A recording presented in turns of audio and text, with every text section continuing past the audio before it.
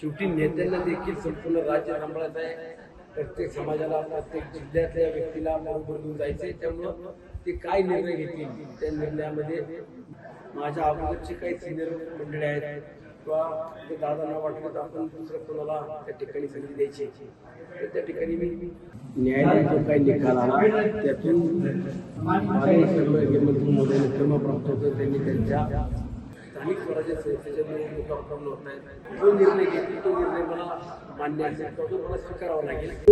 राज्याचे गृहमंत्री कोकटे साहेब यांनी जो राजीनामा दिला त्याच्यानंतर ते पद जे आहे ते रिक्त झालं आणि त्याच्यासाठी राज्यातून सुनील शेळके मावळचे आमदार यांचं मोठं नाव जे आहे मंत्रिपदासाठी चर्चेत आहे. आपल्यासोबत मावळचे आमदार सुनील शेळके आहेत, त्याच्यासोबत आपण बातचीत करूया.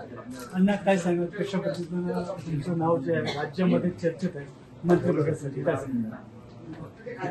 माणिकराव कोकाटे आमचे सिनियर नेते होते, मंत्री आहेत.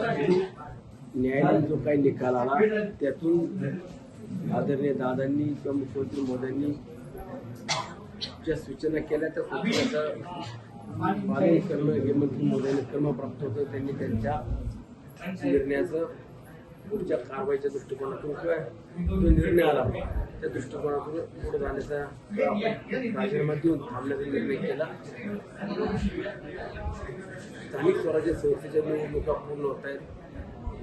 आज निकालही चांगल्या पद्धतीने लागलेले आपण सर्व पाहतोय. राष्ट्रवादी काँग्रेस पक्षाने देखील भरपूर यश मिळाले आहे आणि आदरणीय आमचे सर्वांचेच नेते अजितदादा हे त्या सर्व प्रक्रियेमध्ये निर्णय घेतील.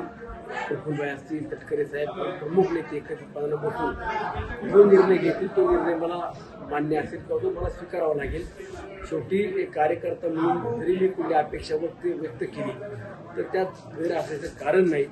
शेवटी प्रत्येकाला महत्त्वाकांक्षा असते, परंतु माझ्या अगोदरचे काही सिनियर मंडळी आहेत किंवा दादांना वाटलं तर आपण दुसरं कोणाला त्या ठिकाणी संधी द्यायची, तर त्या ठिकाणी मी जे नावी त्याच्या मागे उभं राहणं किंवा त्याचं समर्थन करणं एक कार्यकर्ता म्हणून मलाही वाटतं की माझी जबाबदारी आहे. 2024 साली ज्यावेळेस निवडणूक झाली त्यावेळेस तुमचं नाव जे आहे ते चर्चेत होतं, त्यावेळेस ते मंत्रिपद तुम्हाला मिळेल असं वाटत होतं. यावेळेस जी संधी आलेली आहे या संधीचं सोनं करेल का तुम्हाला असं वाटते का? मी तुम्हाला सांगतो की आपण कार्यकर्ता म्हणून किंवा एक लोकप्रतिनिधी म्हणून एखादं पद मागणं हे गैर नाही, परंतु शेवटी नेत्यांना देखील संपूर्ण राज्य सांभाळायचं आहे, प्रत्येक समाजाला प्रत्येक जिल्ह्यातल्या व्यक्तीला बरोबर घेऊन जायचंय. त्यामुळं ते काय निर्णय घेतील त्या निर्णयामध्ये मी नक्कीच समाधानी असेल. मावळमध्ये ऐतिहासिक विजय मिळालेला आहे. आतापर्यंत बीजेपीची सत्ता असलेल्या या ठिकाणी मोठ्या प्रमाणात ऐतिहासिक विजय झालेला आहे राष्ट्रवादीचा. हे लक्षात घेऊन दादा आपल्याला मंत्रिपद येईल असं वाटतं. मावळच्या जनतेनं अजितदादांवरती प्रेम केलं, तेच प्रेम माझ्यावरती करतायत.